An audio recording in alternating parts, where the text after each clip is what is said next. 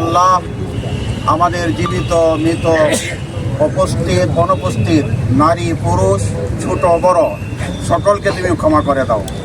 ইয়া আল্লাহ 24 জুলাই আগস্টে যারা শাহাদত বরণ করেছেন তাদেরকে তুমি জান্নাতুল ফিরদাউস নসিব করো। আয় আল্লাহ যারা অসুস্থ হয়ে পঙ্গুত্ব বরণ করেছেন তাদেরকে তুমি সুস্বাস্থ্য প্রদান করো। আয় আল্লাহ তুমি আমাদের দেশকে তুমি সমৃদ্ধশালী দেশ হিসাবে কবুল করো, উন্নতশীল দেশ হিসাবে কবুল করো। আমরা যারা হাত উঠাইছি আমাদের সকলকে কবুল করো। আয় আল্লাহ আমাদের দেশকে সমস্ত বালা মুসিবত থেকে হেফাজত করো। সুবহানা রাব্বিকা রাব্বিল ইজ্জাতি আম্মা ইয়াসিফুন ওয়া সালামুন আলাল মুরসালিন আলহামদুলিল্লাহি রাব্বিল আলামিন। ফ্যাসিবাদের পক্ষে যারা ছিল তারা তো পালিয়ে গেছে অনেকেই, আর অন্যরাও পলাতক অবস্থায় আছে।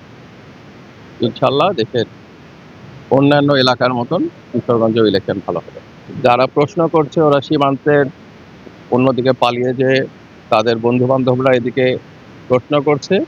গণভোট জুলাই অগাস্টে যারা আত্মাহুতি দিয়েছেন বাংলাদেশ পরিবর্তনের জন্য, তাদের যারা সহযোদ্ধা তাদের উদ্যোগে যে জুলাই সনদ হয়েছে সেই সনদ বাস্তবায়নের জন্য গণভোট। যারা জুলাইয়ের গণভ্যুত্থানের বিপক্ষের শক্তি তারা এখানে কিছু ভাবতে পারে, প্রশ্ন করতে পারে। বাংলাদেশের জনগণ জুলাইয়ের কাফেলায়, তাই বাংলাদেশ গণভ্যুত্থানের পক্ষে অবস্থান নিয়েছে। এই গণভ্যুত্থানে হ্যাঁ ভোট দিয়ে সেই অবস্থান পরিষ্কার করে। সরকার গণভ্যুত্থানের সরকার জুলাই সনদ প্রণয়ন করেছে সংগ্রামী ছাত্র জনতার সহযোগিতায়।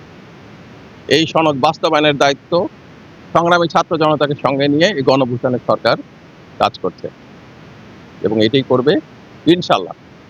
12 তারিখে গণভোটে হ্যাঁ ভোটের মাধ্যমে সেই জুলাই সনদের পক্ষে সমর্থন ব্যক্ত হবে এবং স্থানীয় পর্যায়ে বিভিন্ন কনস্টিটিউয়েন্সিতে পছন্দ মতো প্রার্থী নির্বাচিত হয়ে আসবে এই পার্লামেন্ট নির্বাচন। বাংলাদেশের মানুষ যথেষ্ট বুদ্ধিমান।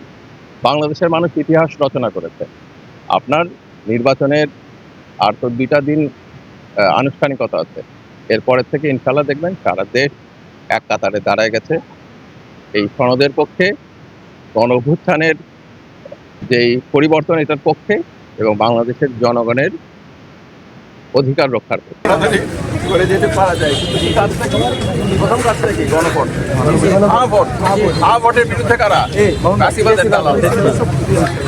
ফ্যাসিবাদের দালালরা হ্যাঁ ভোটের বিপক্ষে, ফ্যাসিবাদ দমন করতে